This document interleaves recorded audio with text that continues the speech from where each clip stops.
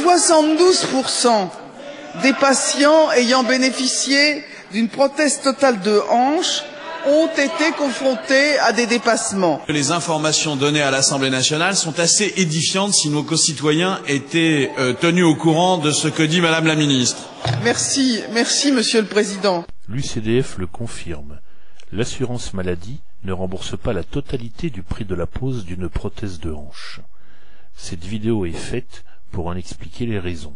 La ministre de la Santé citait en réalité un rapport de l'IGAS sur l'évolution des dépassements d'honoraires depuis 1993, en particulier ceux concernant les prothèses de hanche. Mais il manque une notion essentielle à ce rapport. Quelle est l'évolution de ce tarif sur lequel les chirurgiens dépassent? Voici le tableau fâcheusement oublié par l'IGAS, celui de l'évolution du tarif de remboursement de la prothèse de hanche depuis 1993. Base 100 en 1993.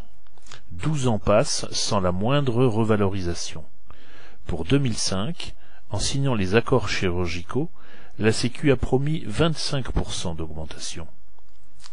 Mais l'augmentation réelle du tarif de la prothèse de hanche ne sera que de 6,5%. 6,5% en 15 ans.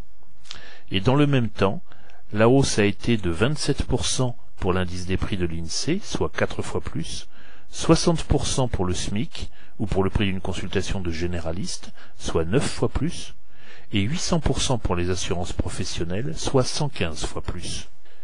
Sur une durée d'études plus longue, démarrant en 1980, portant donc sur 28 ans, l'indice INSEE des prix progresse 3 fois plus vite que le tarif de la prothèse de hanche. En 1980, la prothèse de hanche équivalait à 47 consultations de généralistes. En 2008, la même prothèse équivaut à 22 consultations de généralistes, moins de la moitié. Le constat est simple, le tarif de remboursement de la prothèse de hanche a perdu plus de la moitié de sa valeur de 1980. La sécurité sociale s'est désengagée de la chirurgie, aux dépens du patient et de sa complémentaire, mais elle refuse de l'admettre en stigmatisant les chirurgiens. Je trouve inadmissible que les professionnels de santé, les chirurgiens en l'occurrence, prennent les malades en otage.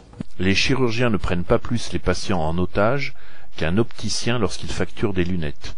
La Sécu ne prend en charge qu'une partie seulement du prix. On ne parle pas de dépassement pour les opticiens, c'est de désengagement de la Sécu qu'il s'agit.